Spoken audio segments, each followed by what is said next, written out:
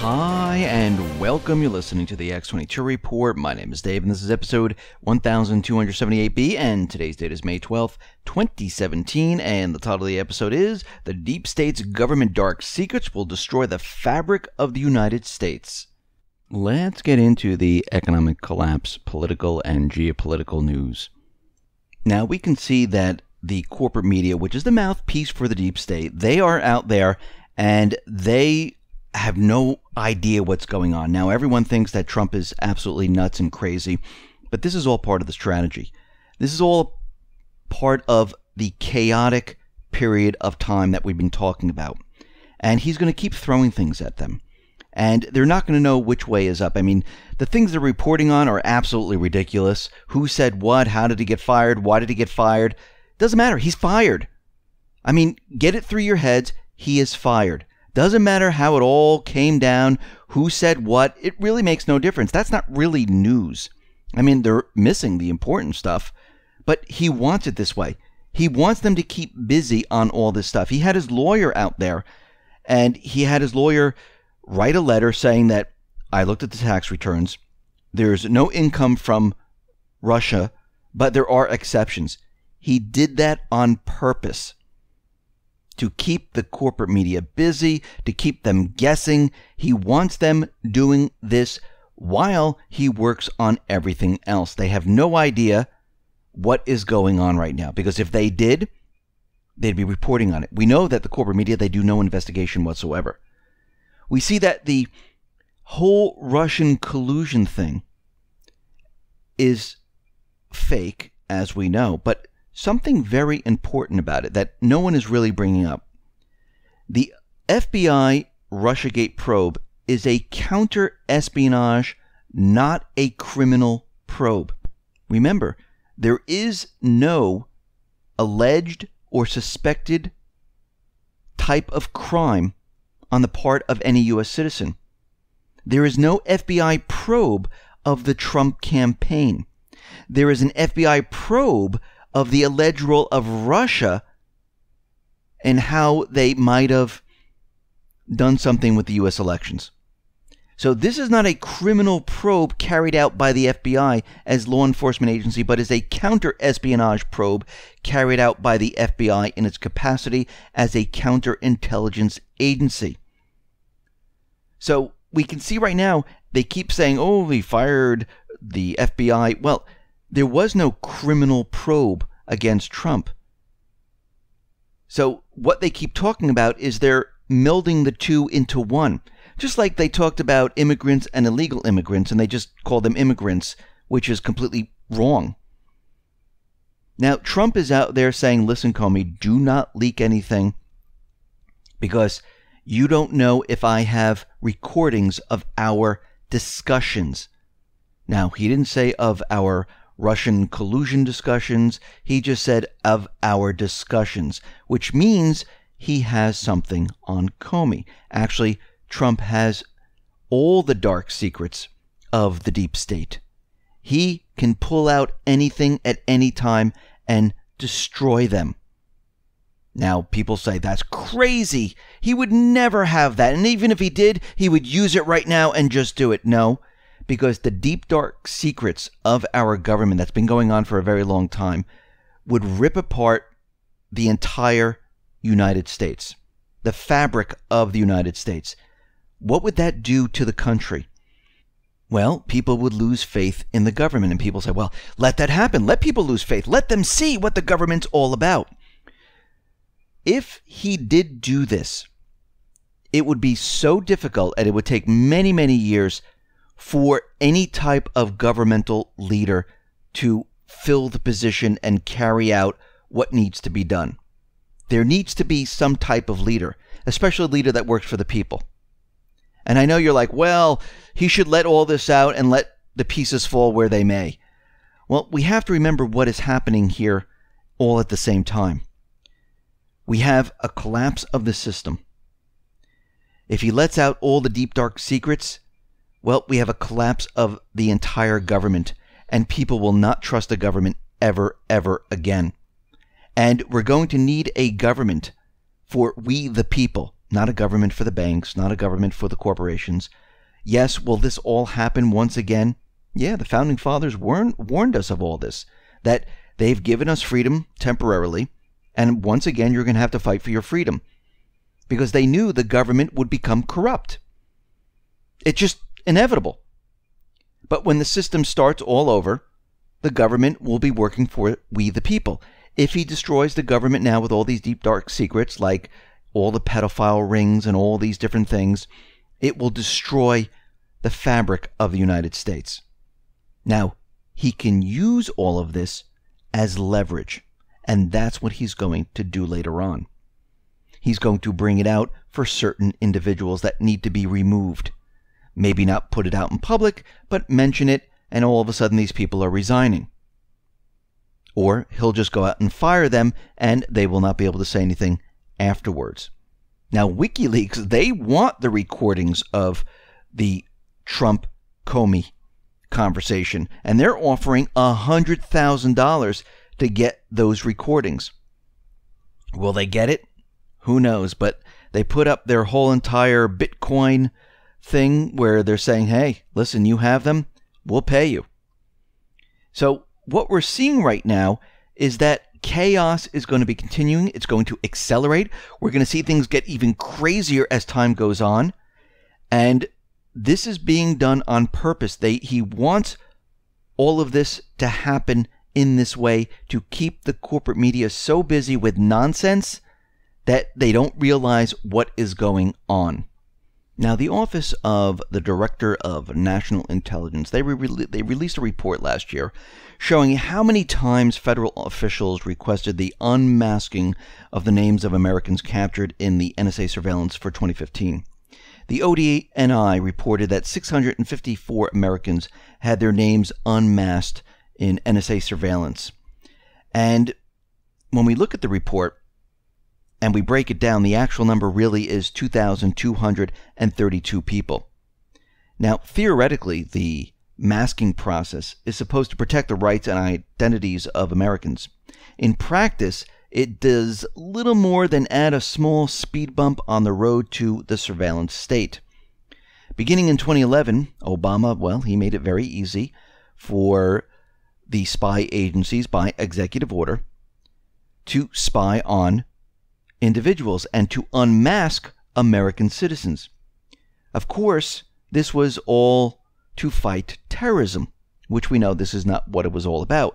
This was about spying on government officials, Americans, corporations, to use this information for blackmail purposes, to understand what individuals are up to.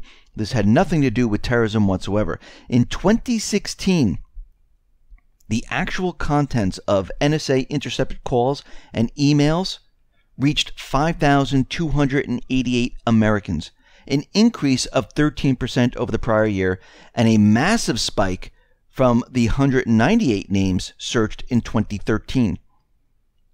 Those 30,000 searches ultimately resulted in 3,134 NSA intelligence reports, with unredacted U.S. names being distributed across government in 2016. In 2015, the number of unmasked Americans was 3,354.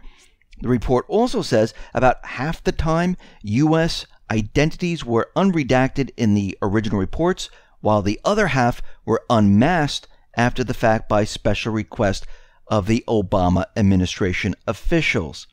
So this was all being done to look at Americans, not foreigners. Yes, they looked at foreigners, but mostly to look at certain Americans. Now, WikiLeaks tweeted out something that is going to pretty much destroy the narrative of the election in 2016 about how Russia was meddling in the election.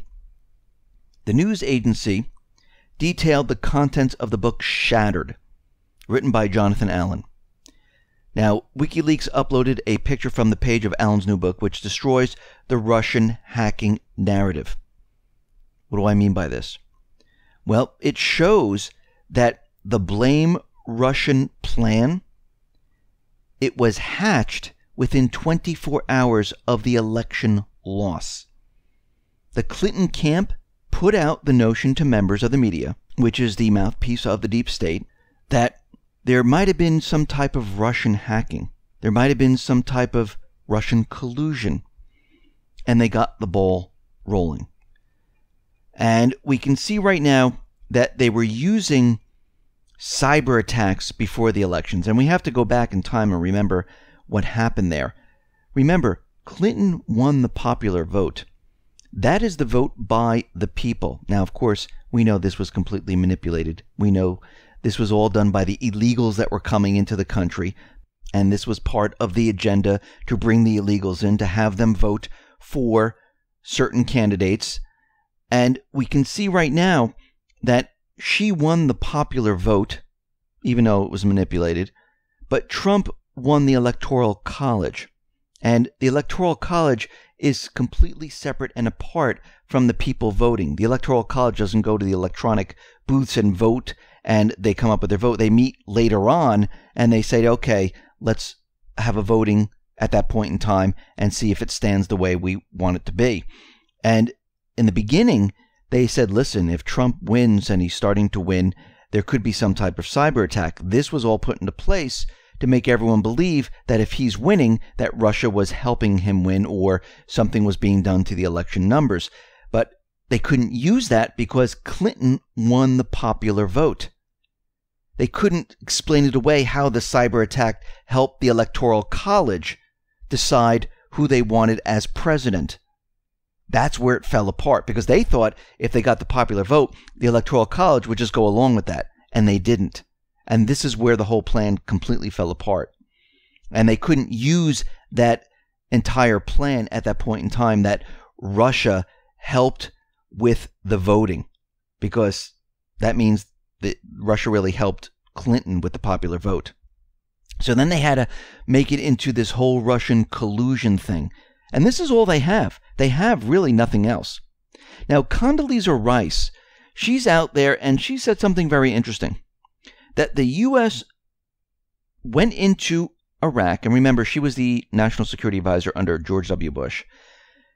She said the goal of the United States in the invasion of Iraq back in 2003 was to topple Saddam Hussein, and it was not to bring democracy to the Middle East. Well, she left off something very important. It was to make sure that this country kept using the dollar on the oil. And we went into Libya, Yemen, Sudan, Somalia, Lebanon, and now in Syria, eventually ending up in Iran, because the central bankers wanted to capture all these countries that were able to ship out oil. And the oil was going to be sold on the dollar. Now, Libya, Iraq, they all wanted it, and they started to sell the oil not using the dollar. That's where the problem came in, because the dollar needs to be continually propped up with the sale of oil, which allows countries to keep the dollar in reserve. And if that chain is broken, the entire system comes crumbling down. Actually, their system comes crumbling down. Now, we can see that South Korea, they're going to attend the China's Silk Road Summit. The new president of South Korea was invited by Xi Jinping. And we can see that North Korea is also invited to the same thing.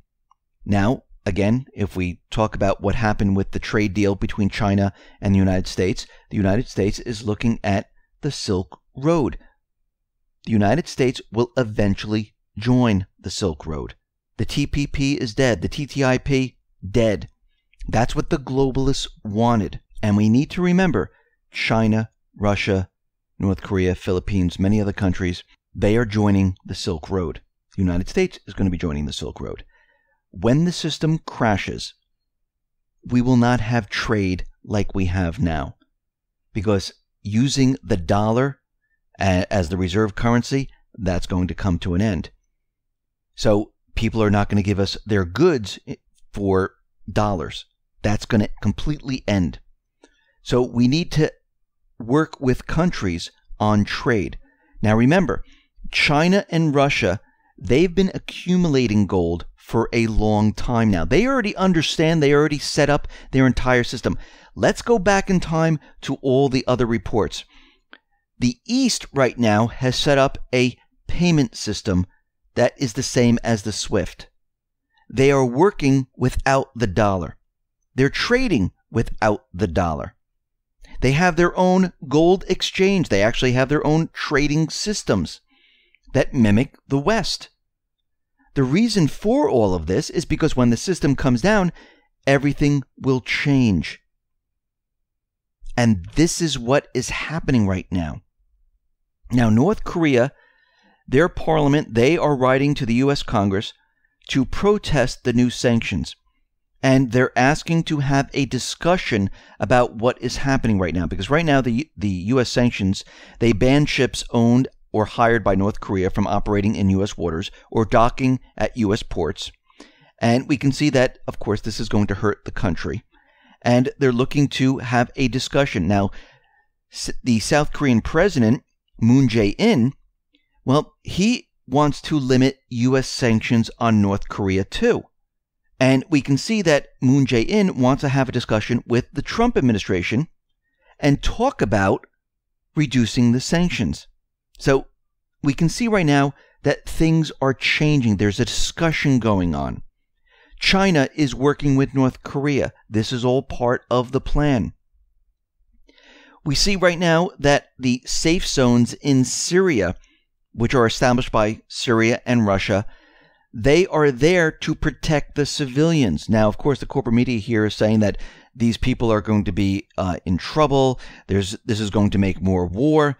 But we see right now that the latest estimations suggest that about 73% of Syrian civilians already live in the safety provided by the Syrian armed forces in the major Syrian cities. The Western media right now, well, they're out there and they're saying that the de-escalation zones, well, they're not de-escalation zones, they're no-fly zones, and this is going to be a huge problem. Well, if to establish a no-fly zone over the country, what do they have to do? They have to destroy the Air Force. They have to destroy the runways to make it a no-fly zone. You just can't tell them, hey, by the way, there's no-fly zone. Or you set up defensive equipment and destroy the Air Force. And all they've done was say this is a de-escalation zone. The United States cannot fly their planes over this. We're setting up a defense system. So if anyone tries to do anything, they will be shot down. Now, these zones are going to be managed by Syria. The Syrian government will provide civil services. They're going to rebuild the infrastructure and facilitate the entry of humanitarian aid. And in return, the opposition is not allowed to launch any attacks from these zones, nor are they allowed to mobilize in any way. And if they are, they're immediately arrested and they're taken down. So we can see right now that things are happening. Violence is dropping in this area. They're protecting the west part of Syria and they're moving east. Now, there is this huge cyber attack that is happening worldwide right now. In a matter of hours, over 57,000 attacks have been detected worldwide. And 74 countries around the globe have been affected. And the number of victims still, well, that's growing right now. And according to the Russian multinational cybersecurity and antivirus provider, well, the ransomware right now is known as WannaCrypt 0R 2.0 or WannaCry. And it's believed to have affected the National Health Services hospitals in the UK and Spain's biggest national telecommunications firm. Now, what's very interesting about all of this is that it's hitting many, many different countries. But when you look at the ransomware, the screen shows that, yes, your files have been encrypted. If you want them decrypted, you need to pay. Now, you're not paying in gold. You're not paying in silver. You're not paying in dollars. You're paying in Bitcoin, a cryptocurrency. Now, to me, when I look at this, this shows me that maybe the central bank the deep state might be behind this because they don't like a decentralized currency system.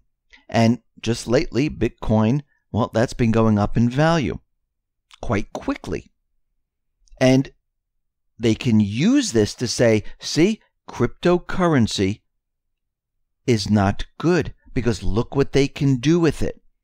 And this looks to me like this is part of the plan of a central bank to make everyone not like Bitcoin, not like cryptocurrency. And we can see that all of this is happening. Now, how did this happen?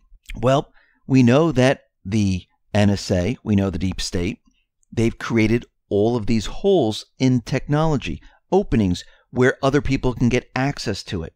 So it'd be very easy for anyone to do this, especially those who know how to get into the system. Who knows how to get into all of these systems? The NSA, the deep state. They know exactly how to get into these systems, the intelligence agencies, because they're the ones who created it. So it looks like they're holding the world ransom right now and demanding everyone do not use Bitcoin because criminals use it, which tells me that this is a system to use if the central banks don't like it, because it hides the identity, it's very private, and the central banks, they can't control it. Listen, everyone, thanks a lot for listening. Be well, be safe, and especially be prepared. Thanks a lot.